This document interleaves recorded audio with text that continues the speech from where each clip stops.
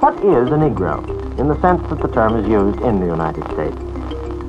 Obviously, one only has to look at the great degree of crossing, the tremendous variation in color that marks American Negroes. I hear the voice of Melville J. Herskovits, and what I wonder is, how did a white man come to know so much about black people? Is not valid. Probably more than any other American, Melville Herskovits is the person who demonstrates that African Americans are connected to Africans.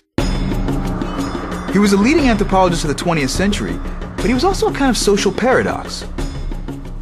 You look at Herskovits through one angle, he sets the terms for our understanding of the relationship between Africa and black people in the Americas. From another angle, you might see him as someone who appropriates a certain kind of knowledge. From another angle, he's the son of Jewish immigrants and he's trying to sort out his own position in America.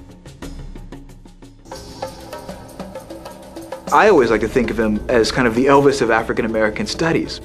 On the one hand, you might think of someone like Elvis as someone who takes things that blacks have already been doing and he gets the credit for them. On the other hand, you can say, well, here's a guy who actually mainstreams rock and roll. Herskovits mainstreams some of these ideas about the connections between African and African American culture. Herskovits contributes a book-length research manuscript to the Carnegie study that was eventually published separately in 1941. It was called The Myth of the Negro Past.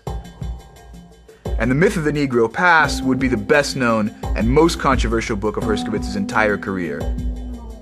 In The Myth of the Negro Past, Herskovits is saying that the significance of his work is to show the dynamism, complexity of African culture and the influences they've had on African American cultures. He's trying to engage in a type of social engineering himself in that book.